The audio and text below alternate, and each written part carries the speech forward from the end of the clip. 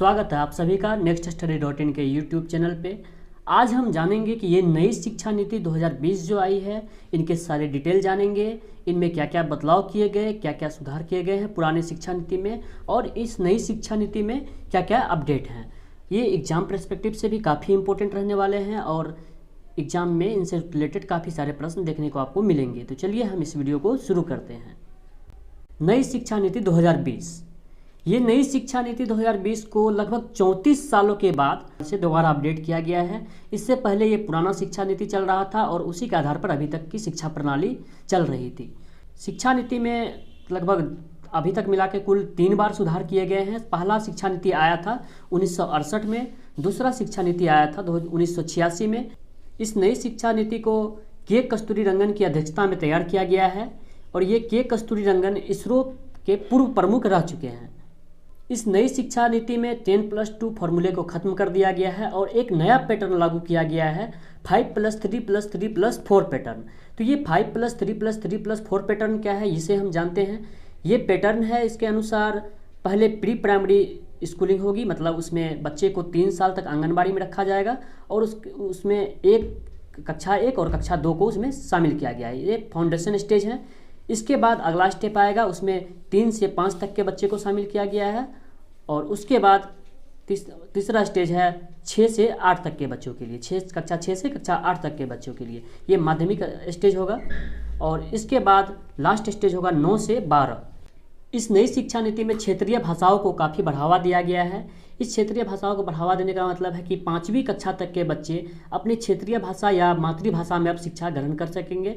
पहले ऐसा नहीं होता था। इस नए नियम में इस चीज़ को ऐड किया गया है जो कि काफ़ी हेल्पफुल रहेगा। अब से मानव संसाधन मंत्रालय का नाम बदलकर दोबारा शिक्षा मंत्रालय कर दिया गया है।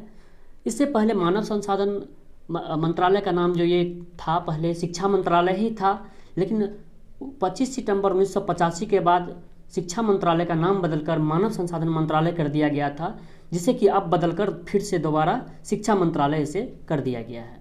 अब इस नई शिक्षा नीति में जीडीपी का 6% शिक्षा पर खर्च किया जाएगा।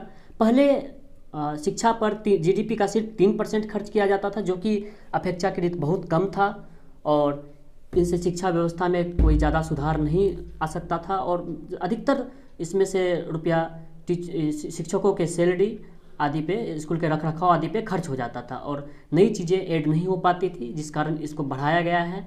और बहुत सारे विकासशील और विकसित देश अपनी शिक्षा नीति पर 6 से 7% तक खर्च करते हैं। हमारा पड़ोसी देश चीन अपनी शिक्षा पर अपने जीडीपी का 4% खर्च करते हैं। हालांकि उनका जीडीपी हमारे जीडीपी से हमसे 4-5 गुना है और वो अपनी शिक्षा पर अपने जीडीपी का 4% खर्च करती है। तो उसकी अपेक्षाकृत हमारा जीडीपी बहुत कम था, शिक्षा पे बहुत कम खर्च किया जाता था। 3% बहुत कम होता है, जिससे शिक्षा में बुनियादी सुधार नहीं लाया जा सकता था। तो उसे बढ़ाकर 6% कर दिया गया है। इससे बहुत सारा सुधार किया जाएगा, बहुत सारी चीज़ें ऐड की जाएगी, जो कि आने वाले भविष्य के बच्चों के लिए काफ़ी हेल्पफुल रहने वाला है। इस नई शिक्षा नीति में नए स्किल एवं प्रैक्टिकल नॉलेज पर अधिक जोर दिया गया है। अब पहले होता था क्या कि परीक्षाओं में नंबरों का महत्व बहुत ज़्यादा होता था, लेकिन अब ऐसा नहीं रहा। मतलब इस नीति के आने के बाद ऐसा बिल्कुल भी नहीं रहेगा कि अब परीक्षाओं में नंबर का महत्व मतलब बहुत ज़्यादा होगा, बहुत कम रहेगा नंबर का महत्व। लेकिन अब प्रैक्टिकल नॉलेज पे बहुत अधिक जोर दिया जाएगा। नए अब स्किलों पर फोकस किया जाएगा। स्किल पर बेस्ड शिक्षा प्रणाली रहेगी, जो कि काफ़ी ज़्यादा हेल्पफुल रहेगा लोगों के लिए और बच्चों के लिए काफ़ी हेल्पफुल रहने वाला है। नए स्किल को प्राइमरी कक्षा से ही सिलेबस में शामिल किया जाएगा। अब कक्षा 6 क्लास के बच्चे भी कोडिंग सीख सकते हैं, कंप्यूटर प्रोग्रामिंग लैंग्वेज सीख सकते हैं, वो प्रोग्रामिंग कर सकते हैं, अपने स्किल को वो इम्प्रूव कर सकते हैं। अपनी पसंदीदा विषय चुनने की छूट।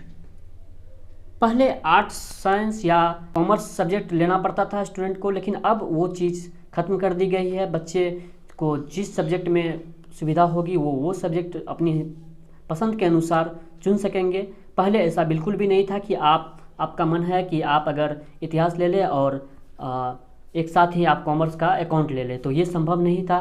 लेकिन अब स्टूडेंट के मन के मतलब मुताबिक सब्जेक्ट वो चुन पाएंगे और अपने मतलब जिस सब्जेक्ट में उसको ज़्यादा इंटरेस्ट रहेगा वो सब्जेक्ट अब वो ले सकेंगे। तो ओवरऑल ये हमारा शिक्षा नीति पे एक वीडियो था। इसमें हमने सारी डिटेल्स की बात की कि क्या क्या इसमें चेंजेस किए गए, क्या क्या सुधार किए गए और बहुत सारे ऐसे इसमें इम्प्रूवमेंट हमें देखने को मिले जो कि आने वाले भविष्य में बच्चों के लिए काफ़ी ज़्यादा हेल्पफुल रहने वाले हैं। स्कूली शिक्षा में काफ़ी ज़्यादा सुधार देखने को मिलेगा। बहुत सारी चीज़ें इम्प्रूवमेंट की गई है जो कि काफ़ी हेल्पफुल है।